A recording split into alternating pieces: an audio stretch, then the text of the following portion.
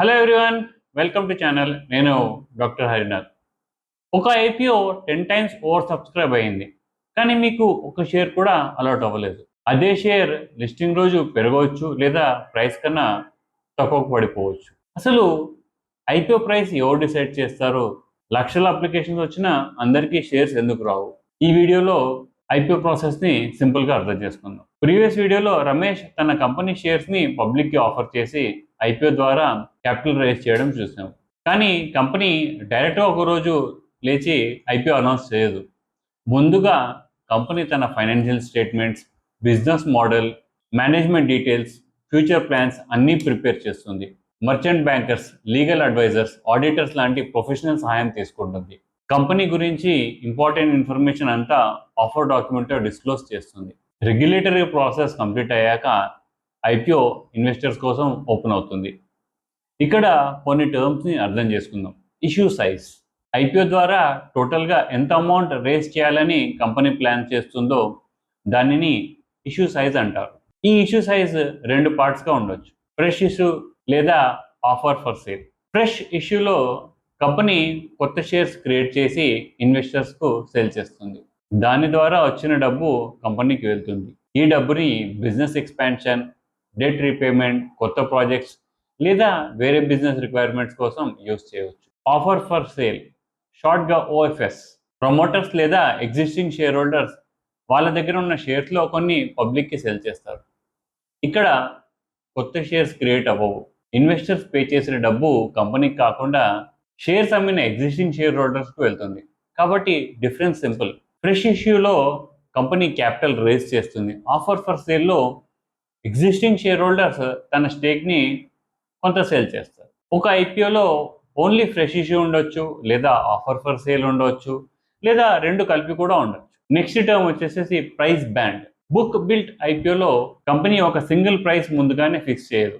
Minimum price మరి maximum price ఈ range announce చేస్తుంది. ఉదాహరణకి ప్రైస్ బ్యాండ్ 100 నుంచి 110 రూపీస్ ఉండొచ్చు. ఇన్వెస్టర్స్ ఈ రేంజ్ లోపలనే బిడ్ చేయాలి.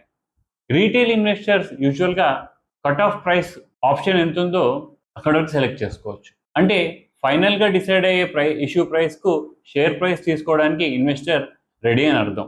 మరి ఐపీఓ ప్రైస్ ఎవరు డిసైడ్ చేస్తారు? కంపెనీ మరియు మర్చెంట్ బ్యాంకర్స్ కలిసి company financial performance, business prospects, industry conditions, comparable valuations, investor demands ఇలా చాలా ఫ్యాక్టర్స్ కన్సిడర్ చేసి ప్రైస్ బ్యాండ్ సెట్ చేస్తారు. కానీ ఫైనల్ ఇష్యూ ప్రైస్ బిడ్స్ వచ్చిన తర్వాత డిటర్మైన్ అవుతుంది.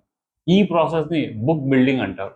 ఐపీఓ ఓపెన్ ఉన్న సమయంలో ఇన్వెస్టర్స్ ఎన్ని షేర్స్ కావాలి, ఏ ప్రైస్ దగ్గర కావాలి అని బిడ్ సబ్మిట్ చేస్తారు. డిఫరెంట్ ప్రైసెస్ దగ్గర వచ్చిన టోటల్ డిమాండ్ని అనలైజ్ చేస్తారు. ఆ డిమాండ్ ఆధారంగా ఫైనల్ ఇష్యూ ప్రైస్ డిసైడ్ చేస్తారు. సింపుల్గా చెప్పాలంటే బుక్ బిల్డింగ్ అంటే మార్కెట్ ద్వారా ఐపీఓ ప్రైస్ డిస్కవరీ ప్రాసెస్ జరుగుతుంది. ఇక్కడ ఐపీఓలో అప్లై చేసే ఇన్వెస్టర్స్ని డిఫరెంట్ కేటగిరీస్లో డివైడ్ చేస్తారు. రీటైల్ ఇన్వెస్టర్స్ అంటే small individual investors. Institutional investors అంటే mutual funds, insurance companies, banks, foreign institutions లాంటి పెద్దవాళ్ళు. నాన్ ఇన్స్టిట్యూషనల్ ఇన్వెస్టర్స్ అంటే ఇన్స్టిట్యూషన్స్ కేటగిరీలో రాకుండా రీటైల్ లిమిట్ కంటే ఎక్కువ అమౌంట్ ఇన్వెస్ట్ చేసే ఇండివిజువల్స్ లేదా ఎంటిటీస్. ప్రతి కేటగిరీ కోసం ఐపీఓలో సపరేట్ పోర్షన్ రిజర్వ్ చేస్తారు. ఇప్పుడు most discussed word over subscription. ఒక కేటగిరీ కోసం అవైలబుల్ ఉన్న షేర్స్ కన్నా ఎక్కువ డిమాండ్ వస్తే దానిని ఓవర్ సబ్స్క్రిప్షన్ అంటారు. ఉదాహరణకి 1 lakh షేర్స్ అవైలబుల్ ఉన్నాయి.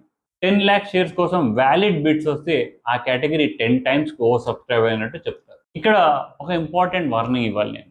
హయ్యర్ ఓవర్ సబ్స్క్రిప్షన్ అంటే హయ్యర్ డిమాండ్ ఉందని మాత్రం కాదు. అది కంపెనీ గుడ్ ఇన్వెస్ట్మెంట్ అని ప్రూఫ్ కాదు. Market excitement, listing gains expectation, brand popularity లేదా షార్ట్ టర్మ్ స్పెక్యులేషన్ వాళ్ళు కూడా డిమాండ్ పెంచవచ్చు. మరి ప్రతి ఐపీఓ అప్లికెంట్కు షేర్స్ ఎందుకు రావు? Reason simple. Available shares limited, applications ఎక్కువ. రీటైల్ కేటగిరీలో వ్యాలిడ్ అప్లికేషన్స్ అవైలబుల్ లాట్స్ కన్నా తక్కువ ఉంటే అప్లికెంట్కు అప్లై చేసిన క్వాంటిటీ ప్రకారం అలాట్మెంట్ జరుగుతుంది. కానీ రీటైల్ కేటగిరీ ఓవర్ సబ్స్క్రైబ్ అయితే వీలైనంత సక్సెస్ఫుల్ అప్లికెంట్స్కు మినిమం 1 లాట్ అలాట్ చేయడానికి ట్రై చేస్తారు. అప్లికెంట్ నెంబర్ అవైలబుల్ లాట్స్ కన్నా కూడా ఎక్కువ ఉంటే అప్పుడు కంప్యూటరైజ్ లాటరీ ప్రకారం అలాట్మెంట్ ఇస్తారు. అందుకే మీరు కరెక్ట్గా అప్లై చేసిన డబ్బు బ్లాక్ అయినా అలాట్మెంట్ గ్యారంటీ కాదు. అలాట్మెంట్ రాకపోతే బ్లాక్ అయిన అమౌంట్ రిలీజ్ చేస్తారు. అలాట్మెంట్ వస్తే డిమాట్ అకౌంట్లో షేర్స్ క్రెడిట్ అవుతాయి. తర్వాత లిస్టింగ్ డే వస్తుంది. లిస్టింగ్ ప్రైసెస్ అంటే స్టాక్ ఎక్స్చేంజ్లో షేర్స్ ట్రేడింగ్ స్టార్ట్ అయ్యే ఇనీషియల్ మార్కెట్ ప్రైస్. ఇది ఐపీఓ ప్రైస్తో సేమ్ ఉండాల్సిన అవసరం లేదు. ఐపీఓ ప్రైస్ కన్నా ఎక్కువ ట్రేడింగ్ స్టార్ట్ అయితే ప్రీమియం లిస్టింగ్ అంటాం. ఐపీఓ ప్రైస్ కన్నా తక్కువ ఉంటే డిస్కౌంట్ లిస్టింగ్ అంటాం. మరి షేర్స్ ప్రీమియం లేదా డిస్కౌంట్ ఎందుకు అవుతుంది? లిస్టింగ్ టైంలో బయ్యర్ ఎంత ప్రైస్ పే చేయడానికి రెడీగా ఉన్నారు, సెల్లర్ ఎంత ప్రైస్కు అమ్మడానికి రెడీగా ఉన్నారు. ఈ డిమాండ్ సప్లైని బట్టి లిస్టింగ్ ప్రైస్ డిస్కవర్ అవుతుంది. Company fundamentals, IPO valuation, market sentiment, sector outlook, recent news, institutional demand ఇవన్నీ లిస్టింగ్ ప్రైస్ని ఇన్ఫ్లుయెన్స్ చేస్తాయి. కాబట్టి లిస్టింగ్ గెయిన్స్ గ్యారంటీ కాదు. పాపులర్ ఐపీఓ అయినా కూడా లాస్లో లిస్ట్ అవ్వచ్చు. లో సబ్స్క్రిప్షన్ ఉన్న ఐపీఓ కూడా తర్వాత పర్ఫామ్ చేయవచ్చు. ఐపీఓకి అప్లై చేసే ముందు ఎన్ని టైమ్స్ సబ్స్క్రైబ్ అయింది అనే క్వశ్చన్ ఒకటి అడగండి. కంపెనీ ఏం చేస్తుంది, ప్రాఫిట్లో ఉందా, అప్పుల్లో ఉందా, ఐపీఓ వాల్యుయేషన్ రీజనబుల్గా ఉందా, ఫ్రెష్ ఇష్యూవా లేదా ఆఫర్ ఫర్ సేలా, దీంట్లో రిస్క్ ఏముంది, ఈ క్వశ్చన్స్ కూడా కన్సిడర్ చేయాలి. ఇప్పుడు కంప్లీట్ ఐపీఓ ప్రాసెస్ని బ్రీఫ్గా రీక్యాప్ చేద్దాం. కంపెనీ ఐపీఓ కోసం ఫైనాన్షియల్, లీగల్, రెగ్యులేటరీ ప్రిపరేషన్స్ చేస్తుంది. ఇష్యూ సైజ్ని డిసైడ్ చేస్తుంది. ఫ్రెష్ ఇష్యూ ద్వారా కంపెనీ కొత్త క్యాపిటల్ రేస్ చేయవచ్చు. ఆఫర్ ఫర్ సేల్ ద్వారా ఎగ్జిస్టింగ్ షేర్ హోల్డర్స్ తమ షేర్స్ని సెల్ చేస్తారు. ప్రైస్ బ్యాండ్ అనౌన్స్ చేస్తారు. డిఫరెంట్ ఇన్వెస్టర్స్ కేటగిరీస్ వాళ్ళ బిడ్ సబ్మిట్ చేస్తారు. బుక్ బిల్డింగ్ ప్రాసెస్ ద్వారా డిమాండ్ అనలైజ్ చేసి ఫైనల్ ఇష్యూ ప్రైస్ డిసైడ్ చేస్తారు. డిమాండ్ అవైలబుల్ షేర్స్ కన్నా ఎక్కువ ఉంటే ఓవర్ సబ్స్క్రిప్షన్ జరుగుతుంది. షేర్స్ లిమిటెడ్ కాబట్టి ప్రతి అప్లికెంట్కు అలాట్మెంట్ రాకపోవచ్చు. అలాట్మెంట్ తర్వాత స్టాక్ ఎక్స్చేంజ్లో లిస్ట్ అవుతుంది. మార్కెట్ డిమాండ్ సప్లైని బట్టి షేర్ ప్రీమియం లేదా డిస్కౌంట్ ట్రేడింగ్లో స్టార్ట్ అవ్వచ్చు. ఈ వీడియో మీకు యూస్ఫుల్ అనిపిస్తే మీ ఫ్రెండ్స్తో షేర్ చేయండి.